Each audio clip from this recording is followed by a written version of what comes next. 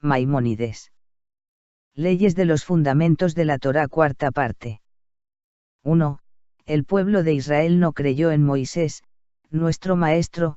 por los prodigios que realizó, ya que aquel que cree por los milagros, en su corazón anida la duda, al ser que es factible que la señal fuera realizada por medio de un engaño o artimaña. Sino que todos los milagros que realizó Moisés en el desierto,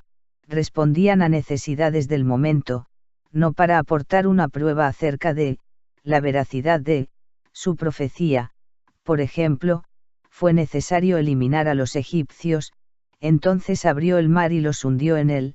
precisaban sustentarse, les hizo descender el maná, estaban sedientos, golpeó pues la roca, y extrajo agua de ella, se rebelaron contra él la congregación de Coraj,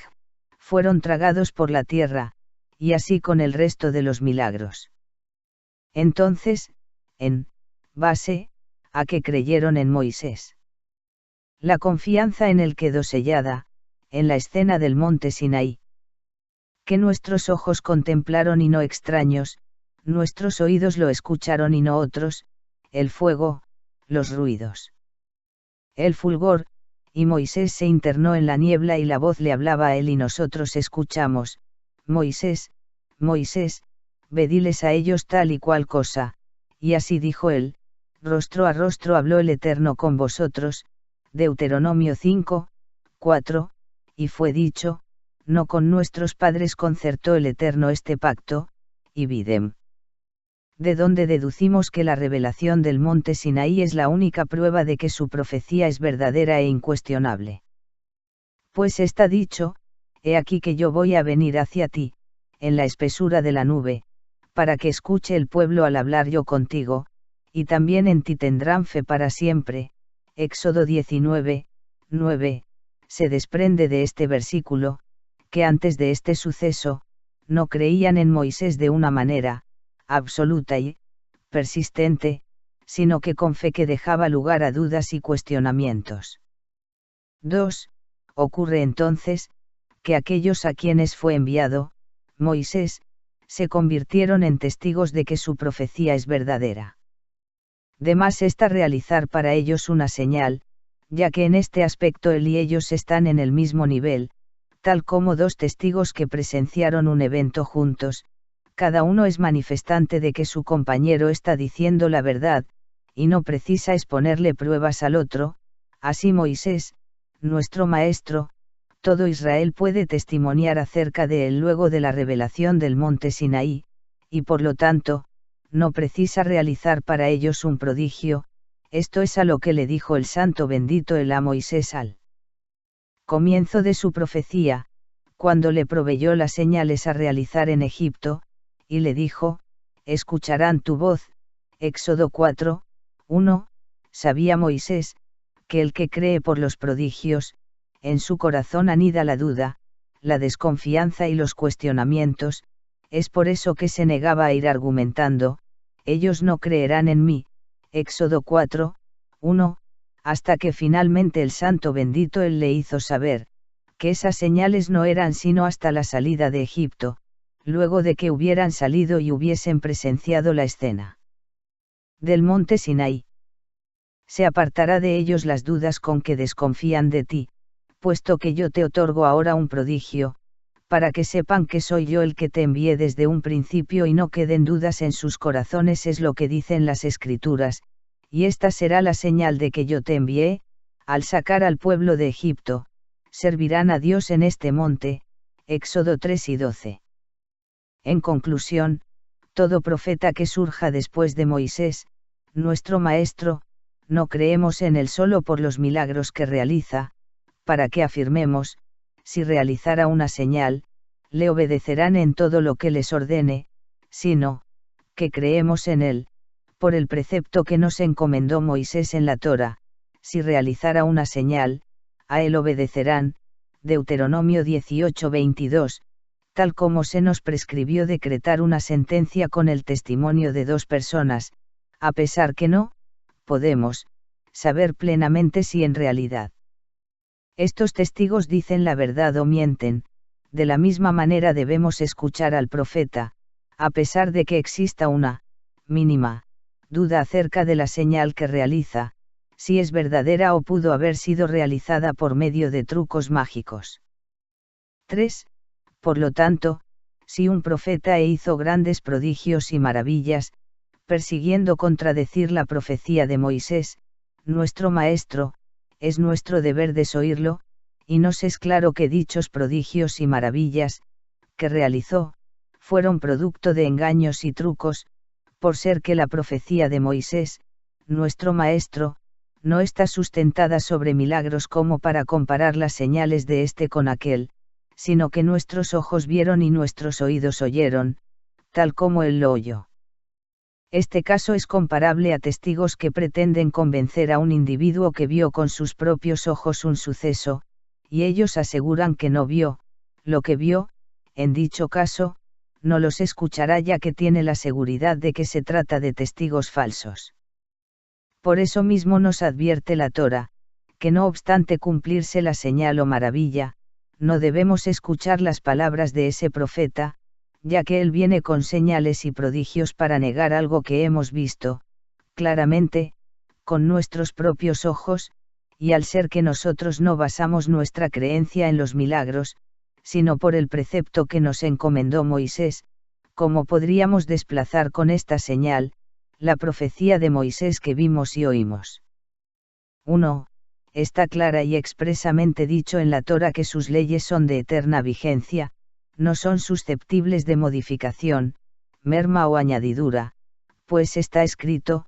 todo lo que yo os ordeno, guardaos para cumplir, nada le añadiréis ni le restaréis. Deuteronomio 13, 1, y fue dicho, herencia para nosotros y nuestros hijos eternamente para hacer conforme a todo lo escrito en esta Torá. Deuteronomio 29, 28. De aquí se infiere que todos los preceptos de la Torá nos competen eternamente, es lo que dice, leyes eternas para todas vuestras generaciones, Levítico 23, 14, y está escrito, pues ella no está en los cielos, Deuteronomio 30, 12, de ahí se deduce que a ningún profeta le está permitido introducir innovaciones en la Torá. Por lo tanto, cualquiera, ya sea judío o no judío, que presentando señales y prodigios, afirme que el Eterno lo envió para añadir o restar un precepto, o para dar de cualquiera de los preceptos una interpretación contraria a la que hemos oído de Moisés, o diga que aquellos que Israel tiene como preceptos no son para siempre ni para todas las generaciones sino solo temporarios, he aquí que se trata de un falso profeta, puesto que viene a contradecir la profecía de Moisés. Quien afirme esto en nombre de la profecía, es pasible de la pena capital, por la perversidad de hablar en nombre del Eterno cuando éste no se lo ordenó, ya que él, bendito su nombre, ordenó a Moisés que esta ley fuera para nosotros y para nuestros hijos hasta la eternidad, y Dios no es un hombre como para mentir. 2. Entonces, porque está escrito en la Torá, les haré surgir un profeta de entre sus hermanos, como tú, y pondré mi palabra en su boca y dirá a ellos todo lo que les prescriba. Deuteronomio 18, 18. Es que el profeta aludido, no vendrá a establecer una nueva religión, sino a reafirmar las palabras de la Torá y a prevenir al pueblo que no la transgreda, como dijo el último de los profetas, recordad la Torá de mi siervo Moisés, Malaquías 3 y 22. Por lo tanto, si un profeta, nos dictaminase algo que no está escrito en la Torá, por ejemplo, que se trasladen a tal lugar, o no ir a tal sitio, o comenzar la guerra tal día, o no comenzar una guerra, o construir tal muralla, o no construirla, es nuestro deber obedecerle, y el que no lo hace, desde los cielos será penado, tal como dice, y será que el hombre que no escuchare mis palabras, lo que él hablare en mi nombre, yo lo demandaré de él. Deuteronomio 18, 19. 3. Asimismo, aquel profeta que violare su propia palabra, o que se abstiene de transmitir su profecía, es igualmente penado desde los cielos. 2. Y sobre estos tres casos fue dicho, yo lo demandaré de él, y videm, así también, si un profeta que ya fue confirmado como tal, nos encomendara transgredir uno o varios de los preceptos de la Torá, en forma momentánea, ya sean de los más leves o de los más graves, es nuestro deber obedecerlo, pues así estudiamos de los antiguos sabios quienes lo recibieron inequívocamente, cualquier precepto que te ordenara el profeta transgredir, tal como Eliau en el monte Carmel, escúchalo, a excepción de la idolatría, y lo obedecemos siempre y cuando se trate de un incumplimiento temporal, como el caso de Eliau en el monte Carmel, en el que ofreció una ofrenda fuera del templo de Jerusalén, y en Jerusalén se encontraba el lugar designado para elevar las ofrendas y holocaustos, y todo aquel que ofrenda fuera de aquel lugar es pasible de pena. No obstante, por tratarse de un profeta, es un deber obedecerlo, sobre esto fue dicho, a él deberás escuchar, Deuteronomio 18:15, y si, hipotéticamente, le hubiésemos preguntado a Eliau, transgrediremos lo escrito en la Torá,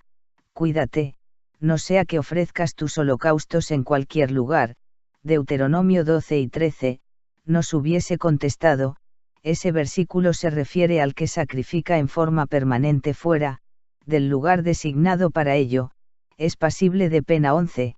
tal como encomendó Moisés, mas yo ofrendaré fuera de aquel lugar, por orden de Dios para humillar a los falsos profetas.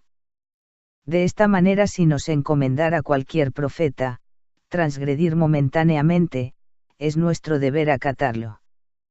Empero, si no se especifica que dicha violación, es de ahora en más, para siempre, dicho profeta, tiene la pena capital, pues la Torá nos advirtió, para nosotros y nuestros hijos para siempre, Deuteronomio 29, 28.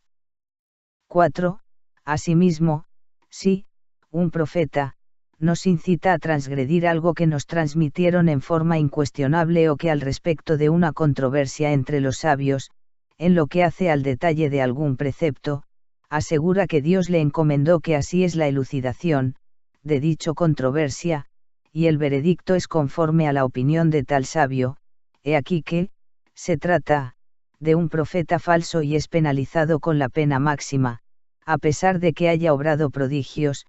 pues para desmentir la Torá se yergue, y ella nos afirma, no está en el cielo, Deuteronomio 30, 12, no obstante, si todo esto es con carácter momentáneo, debemos escucharlo. 5. Todo lo que dijimos, se aplica en todos los preceptos, a excepción de la idolatría, en cuyo caso, no lo obedecemos ni siquiera en forma temporal, a pesar que realice grandes señales y maravillas, si afirmase que Dios le encomendó se haga idolatría solo por ese día, o solo en ese momento, he aquí que habla apostasía contra Dios y sobre esto nos advierten las Escrituras, y viniera a suceder el signo o el prodigio que te había hablado, diciendo, vamos en pos de otros dioses no habrás de escuchar las palabras del profeta aquel pues ha hablado palabra desviadora sobre Dios, Deuteronomio 13, 3-4-6, puesto que viene a contradecir la profecía de Moisés. Por lo tanto nos será claro que se trata de un falso profeta, y todo lo que hizo, lo hizo por medio de engaños y trucos, y es pasible de la pena capital. 1. Todo profeta que se alzara y afirme que Dios lo ha enviado, no es necesario que realice una señal como las señales que obró Moisés, nuestro maestro, o como los prodigios de Eliau o Elisa, los cuales acarrean un cambio en la naturaleza, sino que basta con que prediga eventos que acaecerán y, con esto, le creemos, pues está escrito, y si dijeres en tu corazón, ¿cómo habremos de saber? Deuteronomio 18:21, por ello, cuando se presentare un individuo apropiado para recibir profecía, enviado por Dios y no pretenda agregar ni menguar, a la Torá, sino servir a Dios por medio de los preceptos de la Torá, no se le exhorta, ábrenos el mar o revive a un muerto o cosas por el estilo y luego te creeremos, sino que le decimos, si realmente eres un profeta, di lo que acontecerá y aguardamos a ver si sucede tal como lo anunció o no. Basta que falle en un pequeño detalle para que sea tildado de falso profeta, mas si todo se cumple tal cual lo predijo, será a nuestros ojos, un profeta, fidedigno. 2. Se lo debe examinar varias veces, si todas sus predicciones se cumplen, se trata de un profeta verdadero, tal como se afirma sobre Samuel, y supo todo Israel, desde Dan hasta Berseba que Samuel era fiel profeta de Dios. Samuel 1:3 y 20. 3. ¿Acaso los adivinos o astrólogos no predicen lo que acaecerá? ¿Qué diferencia hay entre ellos y el profeta? La diferencia radica en que los vaticinios de los adivinos, astrólogos y similares, algunas cosas que presagian se cumplen y algunas no, tal como dice, que ahora los astrólogos, los adivinos y los pronosticadores se levanten y te salven de lo que vendrá sobre ti. Isaías 47, 13, de lo que vendrá dice y no de todo lo que vendrá. Así también, es factible que no se cumpla nada de lo que, aquel adivinador, dijo, o más aún, que falle en todo, lo que predijo, como está escrito, que frustra las señales de los impostores y hace enloquecer a los adivinadores. Isaías 44, 25. Empero, con respecto al profeta, todas sus palabras se cumplen, como dice, pues no caerá a tierra la palabra del Eterno, Reyes 2:10 y 10, y así también, el que reciba mi palabra, diga mi palabra fielmente, que tiene que ver la paja con el trigo, dice el Eterno, Jeremías 23:28, es decir que las palabras de los adivinos y los astrólogos es como paja que está mezclada con un poco de trigo, mas la palabra del Eterno es como trigo que no tiene nada de paja, esto es lo que aseguran las Escrituras al decir que aquellos astrólogos y adivinos con engaño vaticinan a los pueblos, en cambio, el profeta les hace saber cosas verdaderas de modo que ustedes no precisan adivinos, hechiceros o similares, pues está dicho, no habrá de hallarse en ti quien practique adivinación, ni mago ni hechicero pues la gente está hechiceros escuchan en cuanto a ti, no así te ha concedido el Eterno, sino que, profeta de en medio de ti te hará surgir el Eterno tu Dios, a él deberás escuchar. Deuteronomio 18. 10-14-15, se deduce de aquí que la función del profeta hacia nosotros, es hacernos saber los sucesos que habrán de ocurrir en el mundo, abundancia, hambre, guerra, paz y cosas por el estilo, aun cuestiones particulares, el profeta, le informará, tal como Saúl que extravió algo y recurrió al profeta para que le devele dónde encontrarlo, estos y cosas similares es lo que pregonará el profeta. Por lo tanto, su función, no es fundar una nueva religión, ni aumentar preceptos o disminuirlos. 4. Las desgracias que los profetas vaticinan, por ejemplo, que fulano morirá, o que tal año será un año de hambre o de guerra, o cosas por el estilo, si no sucediera lo que predijo, esto no implica una impugnación de su profecía, al punto de proclamar, he aquí que habló y no sucedió, sino que, el santo bendito él, es misericordioso, bondadoso y no se complace trayendo el mal, es factible que hayan vuelto, de sus malos caminos, y, Dios, los perdone, como el pueblo de Nínive, o que, Dios, les haya postergado, la desgracia merecida, como sucedió con el rey Hizquiau. Empero sí, el profeta, presagia bonanza, pregonando que acontecerá tal y cual cosa, y no sucediere el bien que auguró, es claro que se trata de un profeta falso, pues toda cosa buena que decreta Dios, aunque anteponga condiciones, para que sobrevenga dicho bien, no se revierte. Se desprende de aquí,